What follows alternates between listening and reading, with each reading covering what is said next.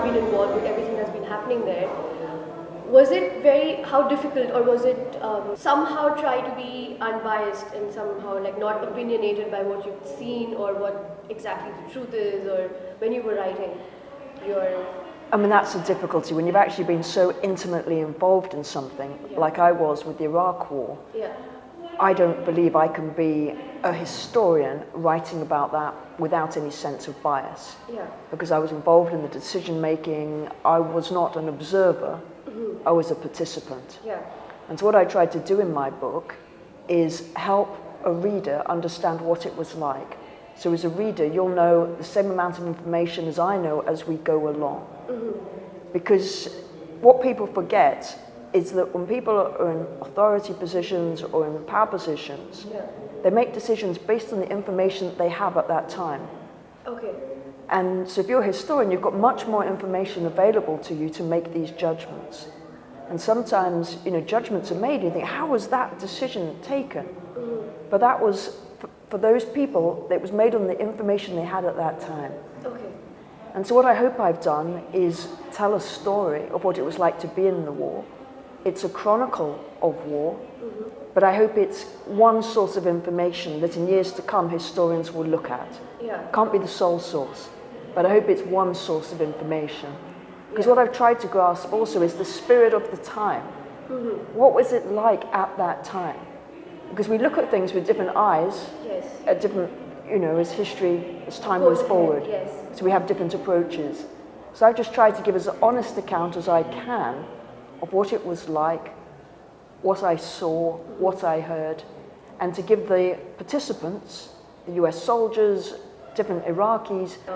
So did you have readers telling you that they do not believe in, say, certain things that you've written about, or maybe they feel that you've been maybe more pro-Iraq and not so much? Has that happened? Have you been questioned about, say, the report, like the way you must have described a certain situation or a certain event or something? I've had, in fact, the most common response I've had is I've been honest. And I've had that from Iraqi readers and from American readers and from British readers. Yeah. I've not yet had response from Indian readers, but I'll be interested in that. Yeah. Because people feel that I'm an honest person and that I'm telling them honestly about what happened. And with Iraq War, so many lies are told about everything. Yeah. And when I looked at some of the reviews, the Guardian newspaper, which is a very left-wing newspaper in the UK, said that I'd allowed Americans and Iraqis to express themselves, how they saw themselves. Yeah. So I'm not necessarily passing judgment on people, I'm just allowing their voices to be heard. And I think, I was pleased that people came back and said, I'm honest. Yeah. You hear when I'm angry, you hear when I'm upset, you hear when, I just try to be as honest as I can.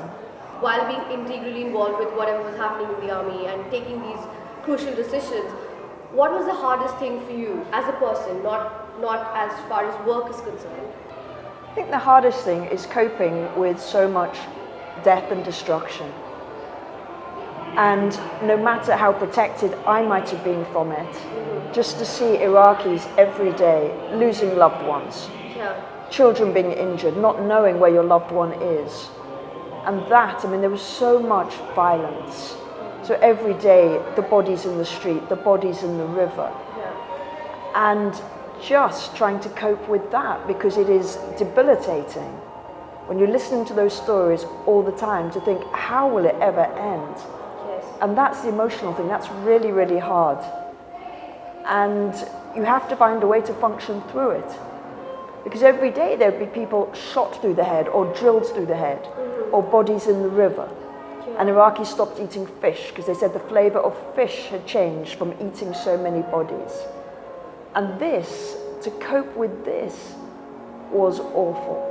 I couldn't sort of switch off the news, I was part of it. Part of the news. So is there something that you did, perhaps, I don't know, every morning when you woke up, or when you were perhaps heading to office, knowing that the next step that you might take might or might not make things better for these people? Well, I'd make sure that I did exercise most days. So I'd either try and go running just to clear my mind. That was something that was important to keep some exercise regime. Yeah. But I also tried to stay as well informed as I could, because these things are so complex. There's no simple narrative. And to try and talk to as many Iraqis, hear as many different voices, listen to what was being said in the mosques, look what's in the media, and to try and stay as well as informed as I could to try and help better decisions to be taken. Okay. And as a woman, how hard was it for you then? I mean, I know you're all toughened up, and I think you'll be able to take on whatever especially what the army throws at you, but otherwise, individually, was it like, because Iraq, I mean, for as much as we know from India, it's not an easy place for anybody to live in. So we just want to know from a woman's perspective, and also a woman who's not an Iraqi, who's been there for that long, how was it for you? So when I first arrived in Iraq, and I was I arrived in Kirkuk, and then I was told I was responsible for administering the province. Okay. And it's a province of 1.5 million people, and I was told that I was now responsible for it. Okay. And I was wondering how Iraqis were going to accept there was a foreign woman in charge. Yeah. And it was very interesting because they started calling me Miss Bell from the beginning. And Miss Bell was a British woman, Gertrude Bell, who'd been in Iraq 100 years before me. Okay. And she had been, one of the British occupiers at that time, a colonial administrator. Okay. And she's the only one that they really remember from that time. All right. She was advising the kings, advising the prime minister, and in the end set up the museum in Baghdad. And she died in Iraq. She could never leave. Okay. And so she died there in her 50s. And they started to see me as just, that's kind of what British women do. They come here and they live among us and advise us. Yeah. And so I was quite surprised at the beginning, but they were more interested, not that I was a woman, but could I get things done? Did I have power? And when they saw that I could get things done, then that's what they were interested in. Yeah, so that's what kind of got them to trust you. Yes, but also in Iraq, you'd had Iraqi women in very senior positions before. So they were used to seeing, Iraqi women had very high levels of education. They were the most secular at that stage before. So they had had a history of women as professors, administrators, judges. Even there was a woman in charge of, responsible for the nuclear program, Dr. Germ. So they were used to seeing women in high positions. Yeah. Okay. And so once you came back and you started writing, was like you said you had a lot of notes and that you kept, mostly meetings and things like that. Yeah. But was it sort of reliving everything that you've been through? Was it that when you were putting it all together, or was it far more because you had some of the work already sort of chalked out for you because it was all there? But how did that process work out when you were putting it all together into the book? So when I was in Iraq, I never thought that I'm going to write a book, so I wasn't collecting notes for a book. Yeah. And I had never written before. So when I decided I'm going to write, I had no idea how you go about it. Yeah. So I had so much information, I wrote up everything. Okay. I had 400,000 words. And when I gave it to friends to read, they just said, oh, this is boring, I can't read this. Yeah. And I thought, okay, how do you write? When you come to a place like the Jaipur Literary Festival, it's what people do, they're writers. Yeah. But that wasn't who I was. I'd never taken a writing class, I'd never taken creative writing. Yes. I'd stopped studying English when I was about 16 after O-levels, so I didn't know how to write. So I started reading lots of books, similar accounts that I could find. Then I got some books about how to write. Okay. And this will tell you that you need to have a narrative arc. You need to have themes. Yeah. And then you cut out everything that is not consistent with those themes. And I was 100,000 words went out like that, and I'm losing some of my characters, and I wanted to tell their story. Yeah. So it was very hard. So I had to really stop and think, what is the story that I want to tell? And at one level it's an American story, another level it's an Iraqi story, and another level it's my story. Yes. And in order to introduce the Iraqis and the Americans, I have to use myself. Yes. So my first draft of the book, I'm not in it at all. I didn't want to be in it. I wanted to be writing about something that happened. When people kept telling me this is boring, I thought, how can they say this is boring? This is the most extraordinary event. So I realized it was me that wasn't doing a good job. Yeah. No, actually you were missing from that, and that's I why was missing. perhaps they couldn't sort of connect. I guess the first draft must have felt like a history book to them. Yes, And every single detail. Who Yeah. wants to read that detail? They want to know a story. yes. We can relate to stories, we can relate to characters. But who wants to read stuff that, is about that thick? Only if you're a student or you're writing a PhD do you want to read something that's that dull. Yeah. So I had to cut out, I had to think, what was the story that I was trying to tell? And partly it was about how people put in very difficult circumstances survive. The bonds, the friendships. What's it like to have to lead in such circumstances? And I realized that that's the story that I really wanted to tell. So I think it's a book that you can read on many different levels. You can read about, this woman who goes off to apologize to Iraqis for the war, has got no idea what job she's going to be doing, arrives in Iraq, is suddenly told she's the governor of a province, and gets blown up in her first week. So the human interest story is there. Yeah. But it's also a story of American soldiers and how they go about war. And it's a story of Iraqis who had such hope for what the overthrow of Saddam Hussein was going to bring, and then living through all these terrible things that happened to them. Yes. And yet somehow maintaining an incredible resilience, an incredible sense of humor, and kindness. And I think in war situations, of course you see the most terrible aspects of human nature, but you also see the best. And from this whole experience, I've made lifelong friends. I keep going back to Iraq. I miss it. I miss the people. My whole life now, everywhere I go, I'm either talking about Iraq or meeting Iraqis. Yeah. So that changed my life. Okay. And the US military. I've never worked with the military before. Never wanted to. Or, you just look at them as men of violence. Why would anyone choose to go into the military? Yeah. And so getting to know soldiers for the first time in my life. Yeah. And now I've got friends who are in the military. So all of that has been a very new experience. So you said you never want to work with the military, so how did this happen? How did you get to Iraq? Well, because the British government asked for volunteers to administer Iraq. In 2003, they said we need volunteers for 3 months to administer the country before we hand it back to the Iraqis. Okay. Did you have to have some sort of, was there a list of qualifications that you needed to have to volunteer? No, they just wanted people who, they asked the civil service. And I was working for the British Council. Okay. I heard about this, so I got seconded to the Foreign Office. I said, look, I spent time in the Middle East. I was 10 years in Jerusalem working with Israelis and Palestinians. I've got skills in capacity building, speak the language. I feel I could be useful. Yeah. But we were just volunteers who went out. Okay. It was only supposed to be for 3 months. And you stayed on? Yes, I went in 2003. Yeah. And I stayed on and on and on and on and on. And in 2010, when the US Army started to draw down, that's when I left. Because I ended up as the political advisor to the top American general. So somebody like me who was very anti-war, big protest, all of that stuff against the war, goes to Iraq to apologize, ends up as a colonial administrator, and then advisor to the top American general. Is this the one who said that we'll hunt them down when your house was blown up? There was another one. Okay. So do you remember any of the lighter or the, like you said, that war, war brings out the worst in people, it also brings out the best in people. So what was one of the first instances of this best in people coming out? Like just something that you remember from, all these years. Maybe something that you'll just really hold close to yourself, like in your memory. Well, the one I'll hold really close to my heart at the beginning was when I was responsible for Kirkuk province, was organising a cultural event in the museum. Because everybody was squabbling over politics. And I thought, you've been living together for centuries upon centuries. What's happening now is a power vacuum and it's a political struggle. But it was affecting different communities. So I organised a cultural event at the museum in Kirkuk. And of course, everybody turned up.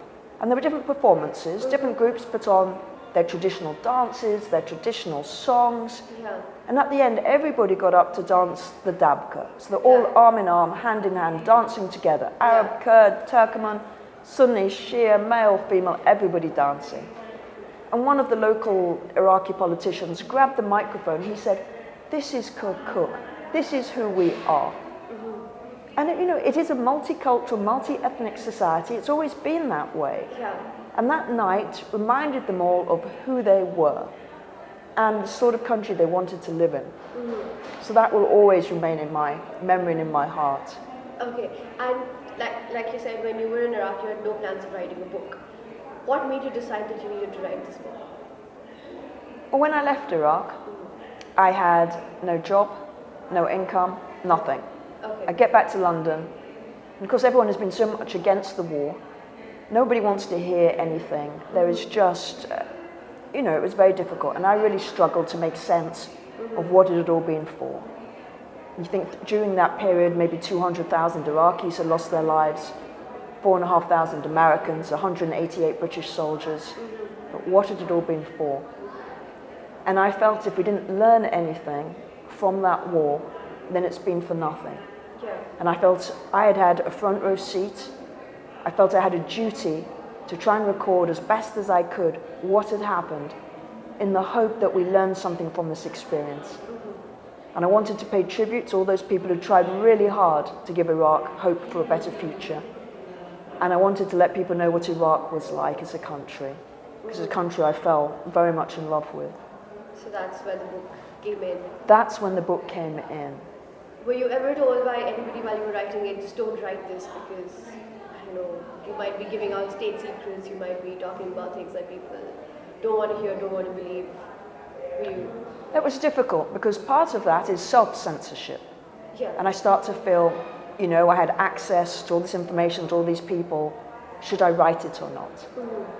And again, this was helpful with having readers. If I write half a story and they come back and they ask for more, and they ask for more. So it helped me open up. Because there was a sense, I'd been in this war zone, you're kind of like this. Yeah. So I needed to be able to open up. So I started to go to theatre, to art galleries, to help open up myself so that I could write better. I had to submit my book to the British government and the American government to make sure there were no state secrets in it. Yeah. And WikiLeaks, by this stage, had leaked everything there was, so there was nothing really nothing in it that wasn't already Yeah. in the public So domain. in a way, I'm a little thankful for WikiLeaks for doing it, so because as you wouldn't have to edit your sort of cut down your book any further. I mean, at the end of the day, the secrets that you have tend to be time sensitive, Yeah. and after a few years, It's just it doesn't not- really matter. It's about judgments made and why those judgments were made at the time. So overcoming my self-censorship to opening up. And people keep asking, well, how did you feel? I'm like, why do people want to know how I felt? That's not relevant. I said, But it is relevant. Yeah, that's what readers would say to me. We want to know how you felt. So I had one friend who each day I would send her a chapter. She knew nothing about the Middle East, nothing about war. And she used to be an editor in a women's magazine. So I'd send her a chapter and she would get on the phone and she would say, you've got to open up here, I don't understand why you did this. And she really pushed me. And that helped me open up and write a much more readable book. So you can read this book even if you're not at all interested in war or the Middle East, just as a human interest story. So in this entire process of going from that to opening up, do you now, when you look back at that entire 7 years and longer in Iraq, do you see it differently now? In a way, Now that your guard is down, now that you've sort of opened up and been honest with how you felt, because that's really important in a memoir. And so, how is it different now that you look back? It's different in a number of ways. Because I'm not so close to Iraq now, I can see it from some distance. And I can look through political theory and look at comparative experience and perhaps understand it in a geostrategic way, in an academic way better. Yeah. But also for me now, I am a character in a book, and that character is no longer me. It's who I was back then, but I've also got some distance from it, so it's easier to talk about it now. But at the beginning it was so raw and so emotional, and it was hard to talk about it. Yeah. Now it's who I was as a person a few years ago who went off and did that. Yeah. And I felt it's helped me move beyond that, which has been healthy. I needed to move beyond that. Yeah. And so I feel calmer in myself. I feel probably happier in myself now, and I'm moving forward in different ways.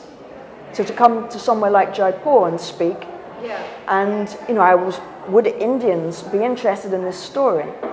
And to see so many young people there is amazing. Normally when you go to literary festivals, it's people of a certain age. And to come here and you've got all these young people and they're coming up and they're saying, where did you get your courage from? It's really inspiring to hear you go off and doing something. And what they tap into, what they relate to is confidence. Yes. And to have the courage to go off and do really difficult things. And so it's gone beyond a story about Iraq. It's gone for a story now, and I can see young women coming up, and young women want to know, how do you do this and how do you do that? Yeah. And that is fantastic, to tap into that. That makes me feel, hey, that experience was worthwhile because people are learning from it. Yeah. And they're gaining confidence and courage and think, well, if she did that, I can do it too. Yes.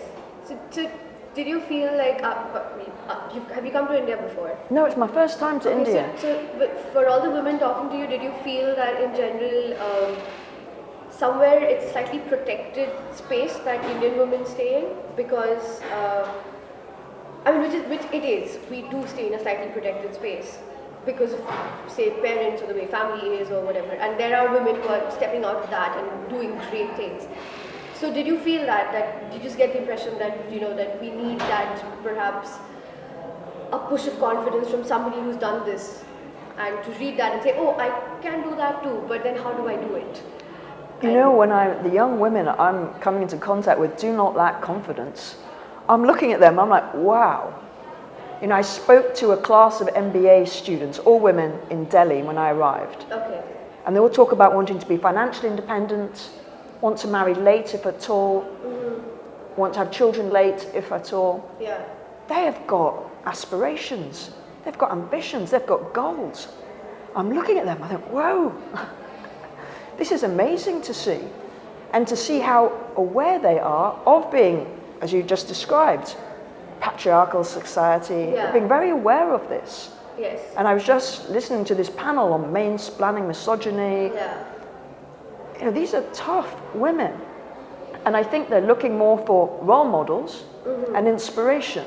Yes. I think they've got the courage. Yeah. They're just looking to see who's done it and what can I learn from that woman. Yeah, that is actually very true, because it's very hard sometimes, even as women, to see women in your family, older women who have for years, maybe for the lack of opportunity or education or whatever circumstances perhaps, they really haven't done much, and you're like, okay, I'm educated, I can do it. So if I can't look up at my grandmother or my mother, we do need other women that we can be like, oh, it's possible, it's doable. And yes, and the women I was talking to are looking way beyond India. They're looking at international role models, they're very globally thinking. Yeah. And so that is really, it's the first time to India. Yeah. So it's amazing. And I was just thinking about it. Would you have been able to write this book if you were still in Iraq? Like you said, now that you're away from it and you have a distance. And if you were still there, would you have been able to write the book the way you did? I don't think so. I think I needed to find the headspace. Okay. And to look at things which are beautiful. And to listen to wonderful music, all of that to lift my spirit. Yeah. I think if I'd written it in Iraq, it'd be a very dark book. And being able to, at the end of the day, humans survive war. Yeah. War has been part of human experience for centuries. But still, despite that, humans survive. Yeah. Humans find a way to go forward. There is this remarkable resilience. And you need to stand back to see that, because otherwise you're caught in the everyday misery and tragedy. That's right. And of course that is in my book, Yeah. but I hope people will come away thinking there's something optimistic. Look at these people in extraordinary circumstances. Look what they did. Yeah. So do you have any plans for another book? I do. Okay, and what's that going to be about? My second book is really going to be about a woman's traveling. Okay. Travel in the world. All right. Because as I've been going on book tour around the place, I've had a lot of women come up to me and say, wow, you're so brave. How do you take such risk? We'd love to do that. And when I left Iraq, as I said, I had no job, no income, nothing. Yeah. And I was getting more and more depressed. And the only way I knew to bring myself out of that was to pack my backpack and just go off. And the first place I went to was the Sudan. And then the Arab Spring broke out, so I went all around the revolutions. I was in Egypt, Tunisia, Syria. Kept going back to Iraq because I missed it so much. Then the counter-revolution started. Yeah. And I wanted to understand what was happening. So I then visited Saudi Arabia, and that was quite an experience. And then I thought, well, maybe there's something wrong with the Arab world. Let me try non-Arab Muslim world. So I went off along the Silk Road. Yeah. I put up on Facebook, I said, I want to go to Kyrgyzstan. Does anybody know a shepherd in Kyrgyzstan with a horse? Okay. And sure enough, Facebook friend of a friend gets in contact, and they knew somebody. So I made contact with a shepherd in Kyrgyzstan, Yeah. flew out there, I went on horseback through the mountains of Kyrgyzstan, Okay. in the path of Alexander the Great, and then I went to Uzbekistan, so did all this traveling. And then I thought, well, look, Myanmar, Burma is doing quite well. Let me go and look at that country. Yeah. So off I went, and I was traveling all through Myanmar, up in the sort of tribal areas, which are outside government control, where the rebels are fighting, Yeah. staying in villages. And everywhere I went, human beings are the same. And that is the basic message, that everywhere you go, if you treat people with kindness, you will receive kindness back. Yeah. And I was going through villages, I spoke no language. Mangalabar, that's all I could say in Myanmar. And people would offer me their floor to sleep on, and they would feed me rice, and up the next day I'd go and walk on to the next village. And this incredible kindness everywhere I went, from the Arab Spring to the Silk Road to Myanmar. Yeah. And that's the story I want to tell. Because when you look at the politics at the moment in the world, particularly with Trump as the new president, Yes. it's all about promoting fear. Yeah. And when people are scared, they retreat into tribe. Yes. And that's a natural thing. And I want people to know that we are all interconnected, and we're not really that different. You know, you can look at young people all over the world, they're interconnected in a way that my generation wasn't. They see each other. They can connect with each other. And we've got one world, we've all got to share it somehow, and let's work at that. Let's work at what we've got in common. What we've got in common is 99%. What divides us is so small. It's So kind let's, of insignificant. it's in the- really, Yeah, in the biggest scheme in the of biggest things. scheme of things. Yeah. So I've written this book, which I hope will make people feel, yeah, it is still a beautiful world. Yes. We need to protect it, and we need to build and work on building the sort of future we want to live in. That's for the younger generation to do.